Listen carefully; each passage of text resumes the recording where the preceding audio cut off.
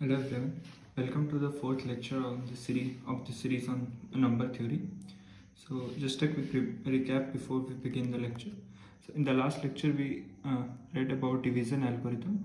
Basically says that if there are two integers a and b and a is not equal to 0, then we can write b as aq plus r.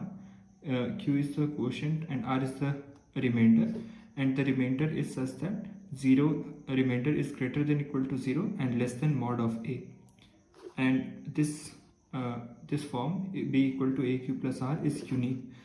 Means q and r could be uniquely formed.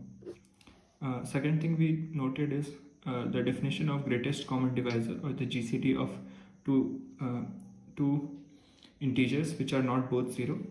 So GCD is always positive, and GCD is such that it divides both a and b. It is a common divisor, and if c is any other common divisor, then c divides d, which ensures that GCD is the greatest of all the common divisors.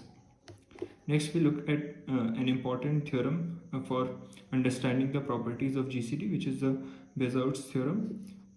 This basically says that the GCD could be written as a linear combination of the two integers. So if d is the GCD of a and b, then we can write d as ax0 plus by0, where x0, y0 are integers. And one thing to note here is that this x0 and y0 are not unique, so we can find any other x1, y1, and we can write d as ax1 plus by1.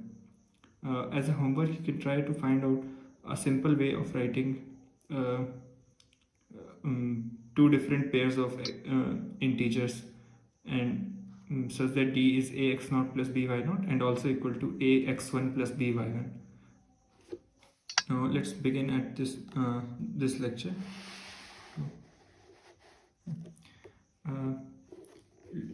Let's look at a property, very important property of GCD, which in the last lecture we only looked at some of the properties of GCD, and we did not look at any of the exact calculation of GCD. So this property is important because it gives a method of calculating the exact value of GCD.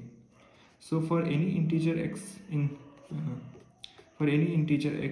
the GCD of a and b plus ax is same as the GCD of a and b. So one thing to note here is that the GCD remains the same if we add a multiple of first number to the second number. So this number remains unchanged, and this times any integer is added to the second number. This is the property. A few examples are this. So GCD of 25 and 10 would be equal to GCD of we subtract 10 remains same, and we subtract 2 times 10 from the first number. So 25 minus 2 times 10 and 10, which is GCD of 5 and 10, which is 5, because 5 is the common divisor and it's the greatest common divisor of both these numbers. If a divides b, then the GCD of a and b is equal to a. So we could use that property as well to write the GCD of 5 and 10. And we chose 2 here as the multiplier for 10 because we wanted to get a number as small in magnitude as possible, and that's why we chose this as 2.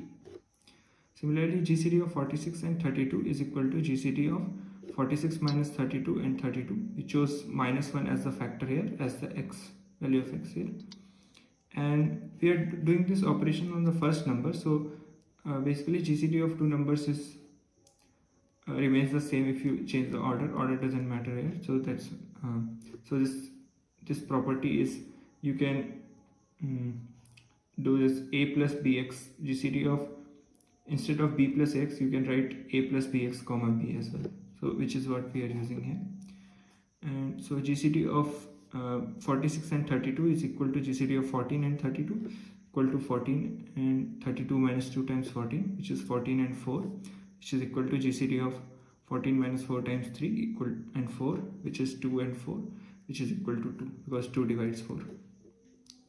So now let's look at the proof of this property. So let d be the GCD of a and b, and e be the GCD of a and b plus ax. Then by Bezoart's theorem, D could be written as a combination of A and B. So D equal to AX1 plus BY1. And similarly, since E is the GCD of these two numbers, E equal to AX2 plus B times AX plus, B plus AX times Y2, which is equal to, we take the term of A on as common. So this is A times X2 plus XY2 plus BY2. So from this equation, since D is the GCD of A and B, D is a common divisor of A and B. That means D divides A and D divides B. So D divides A and D divides B, which means D divides A times this factor plus B times this factor. So D would divide E. So D divides E. Now E divides A and E divides B. Missed one thing. E divides A and E divides B plus AX, because E is their GCD, which means E divides B. We can subtract B plus AX minus AX from this equation. So using the properties of divisibility, so E divides B. So E divides A and E divides B, which means E is a common divisor of A and B. Since D is the greatest common divisor, E would divide the GCD of A and B, which means E divides D. So D equal to plus minus E. And since E and D are both GCD of two numbers, which means both are positive, which means D equal to E. Which basically proves that the GCD of A and B is equal to the GCD of A and B plus AX. So our proof is complete. Now a very useful application of this property is, and using the division algorithm is, if you want to find the GCD of two numbers B and A, by division algorithm write B as AQ plus R, and such that 0 is less than equal to R less than mod A. Then the GCD of A and B is equal to GCD of A times A and B minus AQ.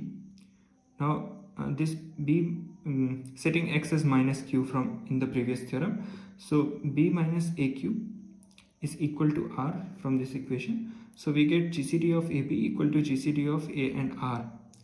Now what is the usefulness of this property? The usefulness is because R, the mod of R is less than mod R is less than mod A. So if you write the larger number, let's say B is the larger number, as A times Q plus R, you get the GCD of A and B as GCD of A and R, where A and R are both smaller. So you decrease the your computation, you arrive at smaller numbers, and calculating GCD of smaller numbers is easier. And you can repeat this process multiple times. You can apply the same process on A and R. You can divide R by A and get another remainder, and you can write the GCD of AR as GCD of R1R, where R1 is the remainder when A is divided by R. So this way the computation gets easier, and it will stop at some point, so you will get the GCD. Now let's look at another topic, which is prime factorization. So let's recall the definition of prime number. An integer p greater than 1 is called a prime number if it has no divisor d such that 1 less than d less than p, which means a prime number does not have any divisor between 1 and the number p itself. So in other words, p has exactly two divisors, because any number has two divisors, 1 and p, and all the divisors are between 1 and p, because including 1 and p, because divisors are less than or equal to the number. So since prime number has no divisor which are in between 1 and p, it has exactly two divisors. Those are the numbers 1 and p itself. For example, 2, 3, 5, 7, 11, 13, etc. are prime numbers. Another property that we looked at last time was, if p is a prime number, then GCD of A and P is equal to P if P divides A, and is equal to 1 otherwise, means if P does not divide A. So if P divides, since GCD is a common divisor of two numbers, the possibility of GCD of A and P is 1 or P, because 1 and P are the only two divisors of P. So now if P divides A, then P divides P and P divides A. So P is and P is obviously greater than 1, therefore P is the greatest common divisor. And if P does not divide A, then P could not be the GCD, because GCD is the common divisor, therefore the GCD is 1. If GCD of, let's look at Euclid's lemma now. If GCD of A and M is 1 and M divides AB, then M divides P. What this is saying is that M divides the product of two numbers A and B, but M and A have no common factor because their GCD is 1. Then M must divide the other part, M must divide B. For example, if let's say M is 4 and M divides 24, which is 3 times 8, and 3 and 4 have GCD 1, so M must divide, so 4 must divide 8, which is true, so 4 divides 8. So this is an example of this property. The proof goes by like this. So GCD of A and M is 1. GCD of A and M is 1, which means by Bezout's theorem, AX plus MY equal to 1 for some integers x and y. Now we want to prove the divisibility by B, and if we multiply this whole equation by B, we would get AB term here, which is divisible by M, and this part my times B would would be divisible by M, and over here we will get B. So M divides this left hand side of the equation, so M would divide the right hand side, so M divides B. So that's why we multiply this equation by B. So AB times x plus MB times y equal to B. Now M divides AB and M divides MBY, so M divides this whole term, so M divides B. So we are done with the proof. One corollary of this lemma is that if P is prime and P divides AB, then P divides A or P divides P. Which means if a prime number divides the product of two numbers, then it must divide either of the two numbers. It will either divide A or it will divide B. This is not true in general, and if P is not prime, we cannot conclude this. Take the example of this number 24. So 12 divides 24, which is 3 times 8, but both these factors 3 and 8 are less than 12, so 12 does not divide any of the factors. 12 divides their product, but 12 does not divide any of their factors, and 12 is composite. But if you take instead of 12, if you take a prime number like 3 equal to 24 equal to 3 divides 24, which is equal to 3 times 8, so 3 divides one of the factors, which is 3. And if you write this factorization in any other form also, 6 times 4 or 2 times 12, 3 would divide one of the numbers because 3 is prime. Sorry. Let's look at the proof now.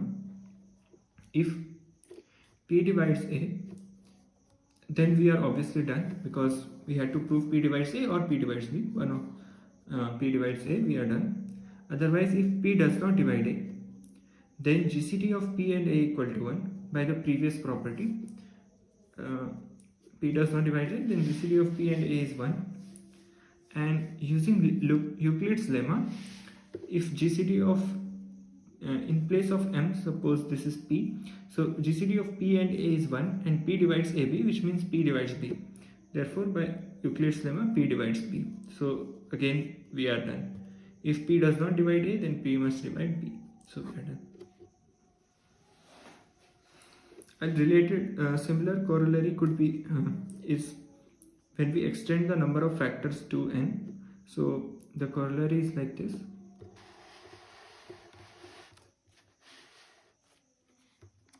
If P is a prime number such that P divides A1, A2 times An, then P divides at least one factor AI of the product. So instead of two factors, we have n factors here, and P divides their product. So P must divide at least one of the factors.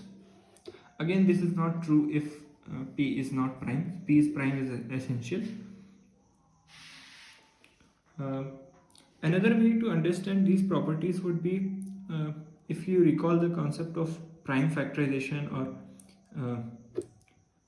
so P is a prime number, which means P could not be broken further into prime factors, and this number would have some prime factorization. A1 times n would have some prime factorization. So P divides this product, which means one of the numbers would have P as the prime factor. So this is another way to understand this property. But let's look at another sketch of the proof. So homework is to write the whole proof using induction. I will just provide the basic idea of the proof. So A1 times A2 times AN could be written as A1 times this product could be clubbed together A2 AN. So now this whole product is a product of two numbers, A1 and the product of A2 to AN. So we can apply the previous property. So if P divides A1, then we are done. Otherwise, if P does not divide AN, this means P must divide A2 times AN. Now we are left with a smaller product, A2 times AN. So if P divides A2, then again we are done, because then P divides at least one factor. Otherwise, if P does not divide A2, then P divides A3 times AN. We again break this A2 to A3 times AN, this product. So just writing this. So A2 A3 AN. So P divides A3 to AN, and so on. This process will stop because there are n factors, and on each step we are dropping one factor. So this process will stop, and P would divide any of the factor AI in some step. So this would complete the proof.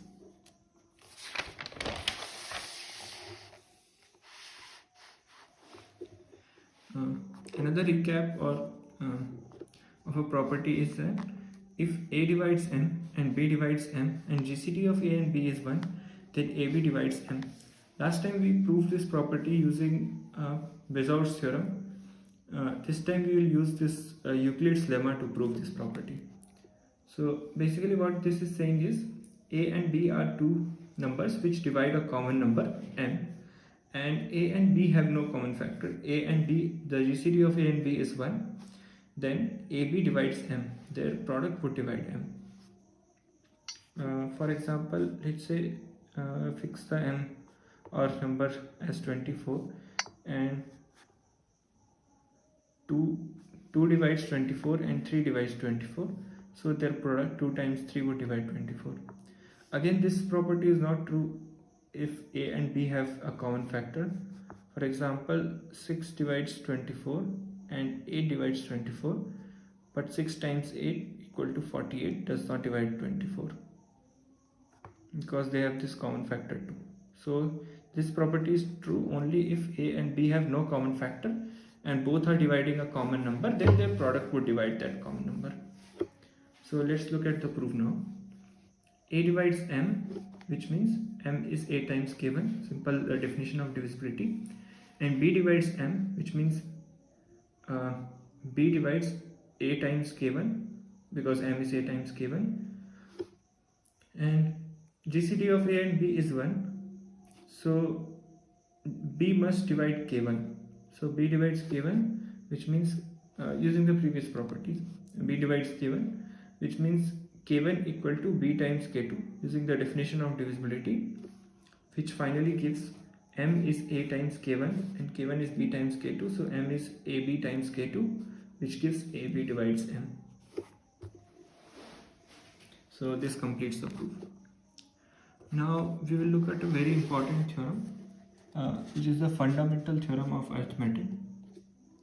So what this says is, every positive integer n greater than 1 can be expressed as a product of primes in a unique way except for the order of prime factors.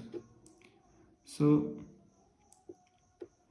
if we have any positive integer n greater than 1, then we can write this as a product of primes, which means in the form of p1 times p2 times pr, and some of these could be recurring also. So we have p1 to the power alpha 1, p2 to the power alpha 2, pr to the power alpha r.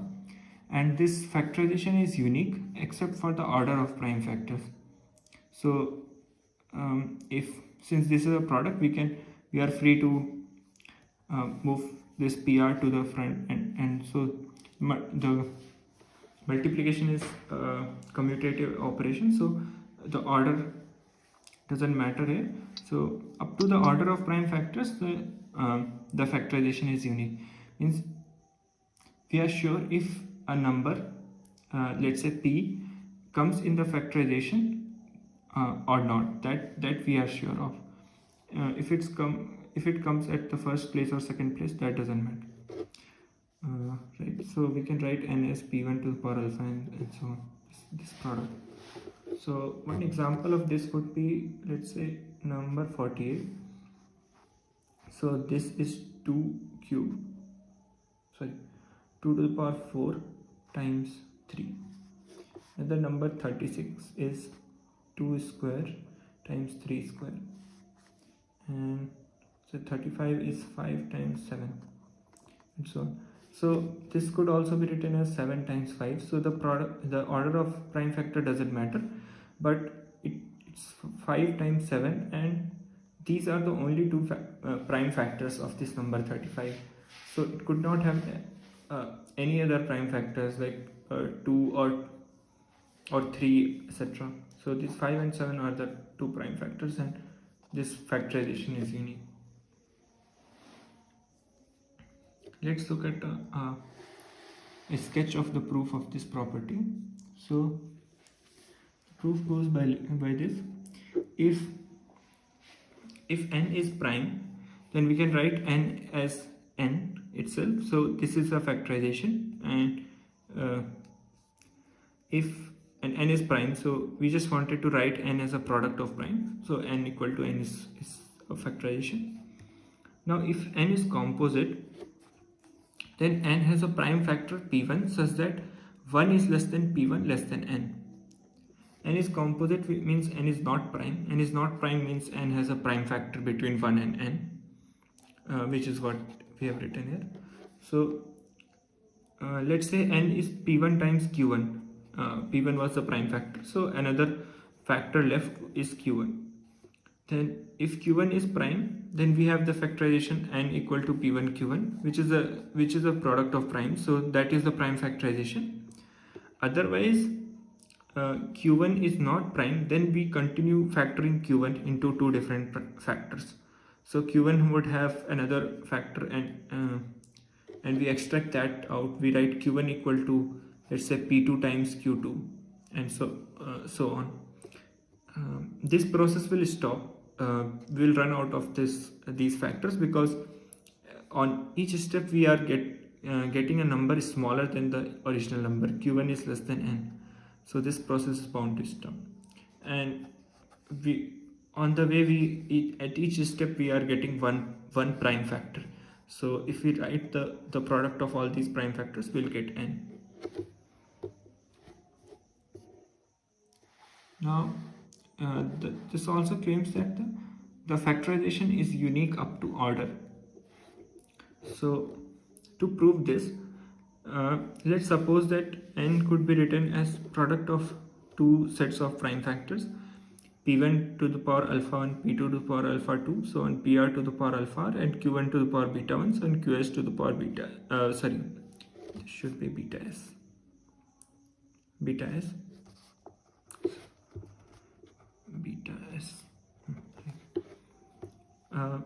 such that since the order doesn't matter, we have ordered this in increasing order, which means p1 is less than p2 less than pr, and q1 is less than, so on qs.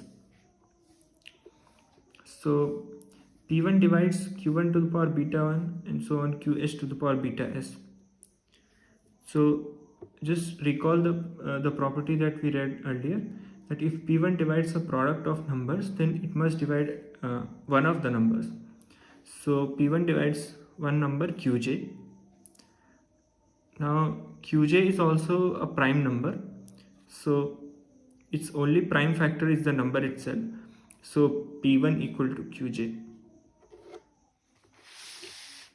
Now if Qj is greater than equal to 2, which means P1 divides not the smallest but a prime factor which is not the smallest, then we will get a contradiction. So what is the problem when P1 divides P1 is equal to the prime factor is equal to the not equal to the smallest prime factor but equal to a larger prime factor, is that Q1 is another prime factor in the factorization. So let's look at this equation again. So Q1 is a factor here, and so Q1 must divide this this product P1 alpha 1 P2 alpha 2 to the power PR alpha R. So Q1 divides this whole expression product, and Q1 is prime, which means Q1 must divide one of these numbers. So and P1 and Q1 does not divide P1 because Q1 does not divide P1 because Q1 is equal to if Q1 divided P1, then Q1 would be equal to P1, which would give, if Q1 divides P1 means Q1 equal to P1, which means Q1 equal to Qj, where j is greater than equal to 2, which is not true, right? Because Q1 and Q2, Q3 so on are different, distinct primes. So Q1 does not divide P1, Q1 divides Pi, where I is greater than equal to 2. Now this gives Q1 equal to Pi, which is greater than P1 by the ordering in P.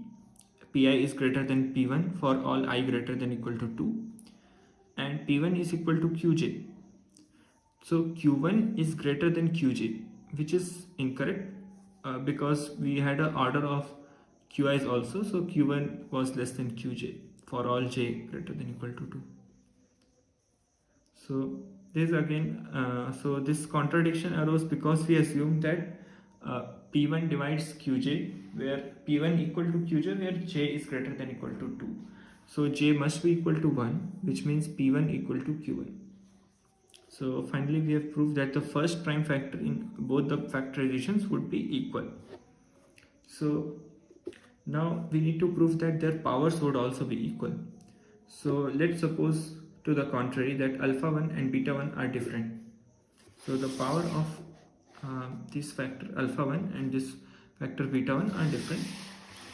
So if we assume that, then what we get is without loss of generality, assume alpha 1 is greater than beta 1. Then P1 to the power alpha 1 minus beta 1, this number is greater than equal to P1 because alpha 1 minus beta 1 is greater than equal to 1, because alpha 1 is greater than beta 1 and these two are natural numbers.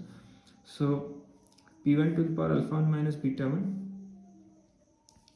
times this product P2 to PR equal to Q2 to Qs, which means P1 would divide this whole factor, this whole product, and this product is of prime factors Q2 to Qs, which means Q1 would divide any of these, since P1 and Q1 are equal, so Q1 would divide Q2 to Qs, which is a contradiction because we assume that Q1, Q2, Qs are all distinct primes. So the contradiction again arose because we assumed alpha 1 not equal to beta 1, which gives alpha 1 equal to beta 1. Now we can, since alpha 1 and beta 1 are equal, we have this P1 to the alpha 1, so on, P2 to the power alpha 2 and so on, PR to the power alpha R equal to Q1 to the power beta 1, Q2 to the power beta 2 and so on, Qs to the power beta S. So since P1 and Q1 and alpha 1 and beta 1 are equal, we can cancel these two factors out, and we start working on these two factors, on P2 to PR and Q2 to QS, and using similar logic which we used to prove P1 and Q1 are equal, we can prove P2 Q2 are equal and that their powers are equal, and so on. Finally we would be left with this, that PR and QS are equal, R equal to S, and alpha R and beta R, because R equal to S, alpha R and beta R are also equal, which basically shows that the factorization would be unique up to order. Just an FYI that this proof would not be very useful from an examination standpoint. So this is just for completeness that we did this proof, but and there are some ideas in this proof that are really useful. So you should keep not the proof but the ideas in the proof in mind, that if a prime number divides the product, then it would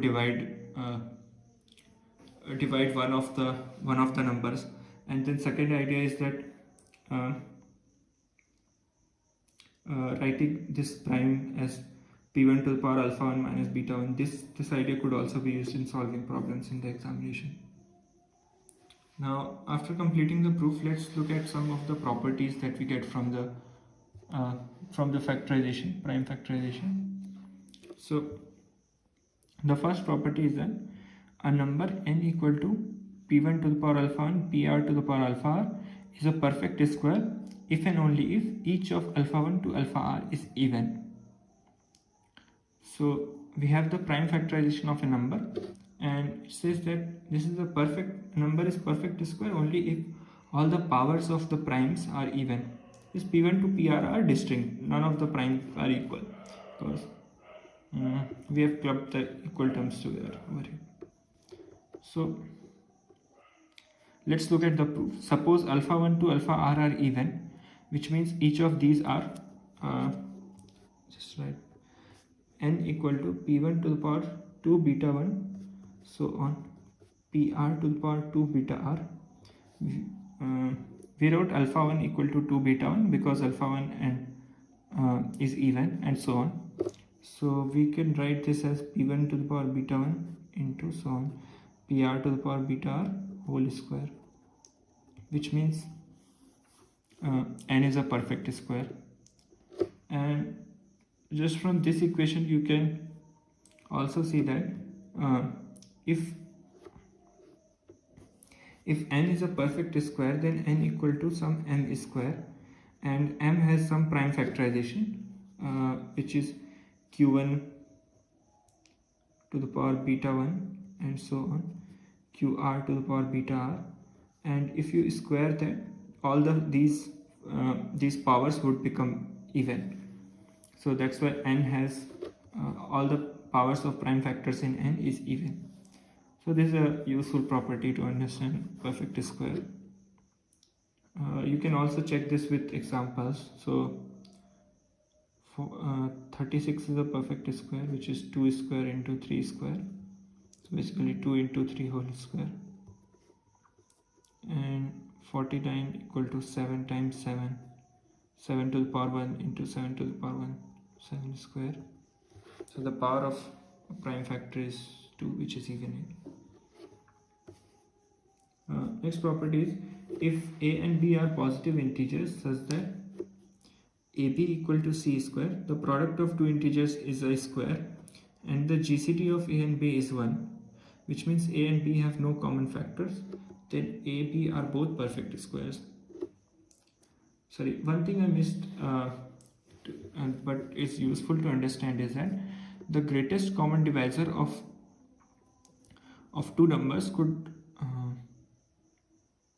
actually wait. This is the third property.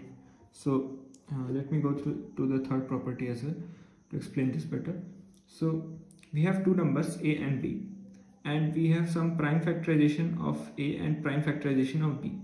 So what we do is that we could add some more prime factors so that a and b with power 0. earlier the powers in the prime factorization was only allowed to be natural number. Now we allow whole number as the power. So power 0 could also be added. For example, so here we have two numbers. One is 9 and another number is 24. So 9 is 3 square and 24 is 2 cube times 3. So this could be made 2 to the power 0 times 3 square, and this could be written as 2 cube times 3. So what we have done is 2 to the power 0 is 1. So if we multiply this as a factor, we made the prime factors of 9 and 24 common. So 2 is a common factor to not a common factor, but it occurs in this extended factorization. So using this we wrote the factorization, and then di is greater than equal to 0 and ei is greater than equal to 0. Now 0 is allowed as a prime as a power of the prime factor. Then the GCD of A and B is equal to P1 to the power minimum of D1 even, so on till Pn to the power minimum of Dn En. So we take the minimum of the powers and we multiply the prime factors raised to minimum power, then we get the GCD of the number. So over here, if we want to check the GCD, we take the minimum of power from 0 and 3, minimum is 0. So 2 to the power 0 times, in 3 we have power 2 and 1, so minimum is 1, which is 3. So 3 is the GCD of these two numbers. So basically GCD is the product of all the prime factors which are common to these two numbers. Another example is of 24 and 36. So to write the GCD, we write these two as a prime factorization, and then we select the minimum power of 3, 2, 2 is the minimum, and 3, 1 and 2, 1 is the minimum. So the GCD is 2 square times 3, which is 12. Now using this understanding of GCD, the GCD is the product of all the common prime factors. If a and b are two positive integers such that ab equal to c square and their GCD is 1. GCD 1 means the two numbers have no common prime factors. So any prime factor of a would not be a factor of b, and any prime factor of b would not be a factor of a.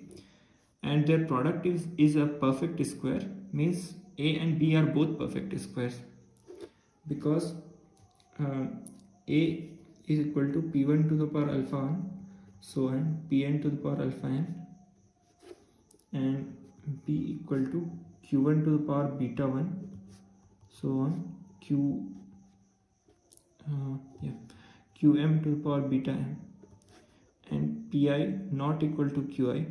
Pi and qi are not equal because GCD is 1, so they have no common factor, and their product is basically p1 to alpha n times q1 to alpha to qm, and so each of these powers should be even for the product to be perfect square, which means alpha 1, alpha n, beta 1, beta m all should be even, which means a should be a perfect square and b should be perfect square, which is what we have here. If a and b are positive integers and a b equal to c square and their GCD is 1, then a and b are both perfect squares.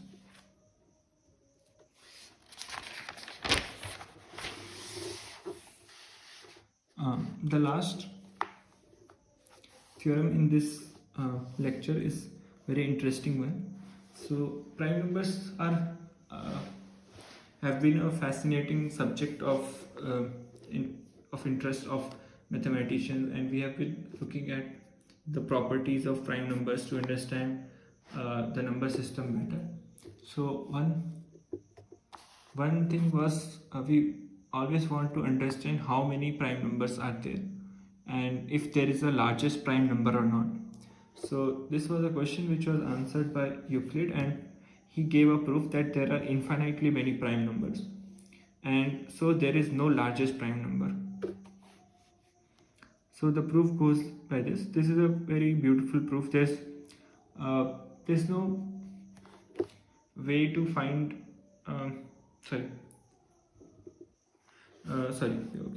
so this is a proof by contradiction, and this also this is also a proof by construction. So yeah, so basically assume that there are finitely many primes p1 to pr, and if we assume that there are finite number of primes and we arrive at a contradiction, then we can conclude that there are infinitely many primes by the theory of contradiction. So if n equal to p1, consider n equal to p1, p2, so on pr plus 1, and this is the product of all the finitely many prime numbers that we had, and we added 1 to this.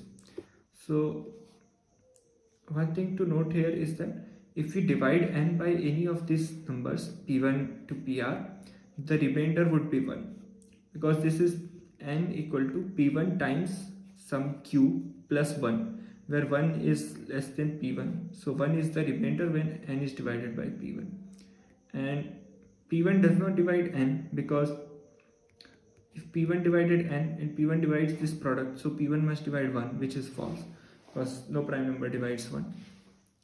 So noting this, let's continue the proof.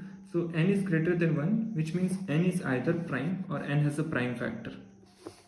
Any number greater than 1 is either prime or at least has a prime factor. If it's composite, it has a prime factor. If n is prime, then n is different from p1 to pr, because it is strictly greater than each of these numbers. So n is a prime. So we have arrived at a contradiction, because we assume finitely many prime numbers and pr to be the largest of these, but we have got n as an even bigger prime number.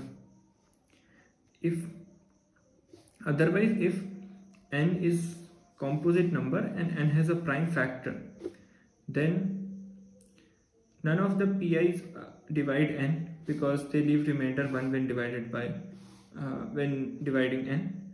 So there is a prime factor p not equal to pi, which is a factor of n.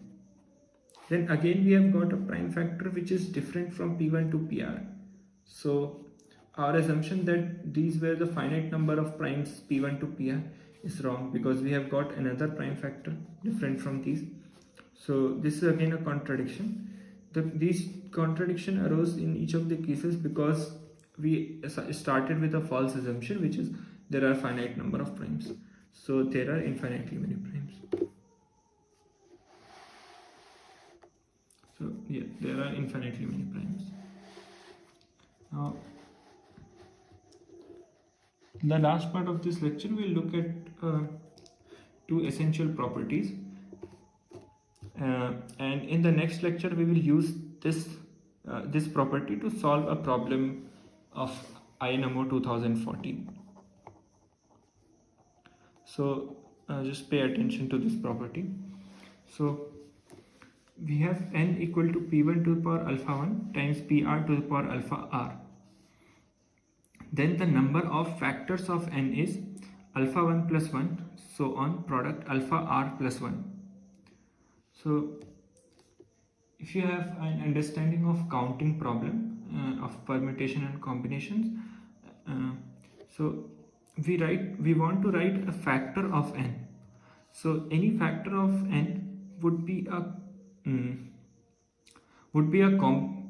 a combination of prime factors of these numbers, would be a product of prime factors of these numbers, such that we can select a prime factor and its power, such that this power in the factor should be between 0 to alpha 1. If it's greater than alpha 1, then the number would not divide n. Right, so this is also an important property. Maybe I'll write it here. So m divides n equal to p1 to the power alpha 1 times pr to the power alpha r, which means p1 to the power alpha 1 plus 1 does not divide n. Means m does not have p1 to the power alpha 1 plus 1 as a prime factor, because if it had a prime factor which is of p1, if it had a power of p1 which is larger than the power of p1 in n, it won't divide this number, right? So using this property, we could the powers in the prime factor p1 of m could be from 0 to alpha 1. So there are alpha 1 plus 1 possibilities for this prime factor, and so on. Independently, we can select the power in each prime factor, and with this power, for each unique power we will have, with each unique combination of powers we will have a prime factor, and so the number of factors of n is alpha 1 plus 1 alpha r plus 1. Let me give an example of this. So the number is 24, which is 2 cube times 3 to the power 1. So the number of prime factors, what I claim of this is 3 plus 1 times 1 plus 1, which is 8. So let's start writing the factors of 24. So one of the factor is 2 to the power 0 times 3 to the power 0, which is 1. The factor is 2 to the power 0 times 3 to the power 1, which is 3. Another factor would be 2 to the power 1 times 3 to the power 0, which is 2. 2 to the power 1 into 3, which is 6. 2 square into 3 to the power 0, which is 4. 2 square into 3 to the power 1, which is 8. 2 cube into 3 to the power 0, which is, this 12, which is 8, and 2 cube times 3 equal to 24. And if we take any other prime factor, let's say 2 cube into 5 and 3 into 5, then this number won't divide 24 because 5 is a prime factor which is not in 24. And if we increase the power of 2 beyond 3, let's say 2 to the power 4, then again it won't divide because this number has a power of 2 which is larger than the power of 2 in 24. So in all we have 1, 2, 3, 4, 5, 6, 7, 8 prime factors, which is what we had got here. So this is just an example of this property. Now using this property, we can derive another interesting property is that a number is a perfect square if and only if it has an odd number of factors. So if a number is perfect square, then all these powers alpha 1 to alpha r would be even, which means alpha 1 plus 1 would be an odd number, so on alpha r plus 1 would be an odd number. Product of odd numbers is odd, so this would be odd, so the number of factors of n would be odd. And if the number of factors of a number is odd, which means the product of r numbers, these are r numbers, is odd, which means each of these numbers would be odd, because if one of them were even, then 2 would come as a common factor. So the product of r numbers is odd, which means each of these numbers would be odd, which means number minus 1 would be even, which means alpha 1 would be even, so on alpha r would be even, which would give that the number n would be a perfect square.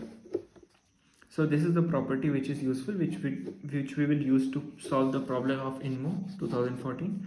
A number is a perfect square if and only if it has an odd number of factors.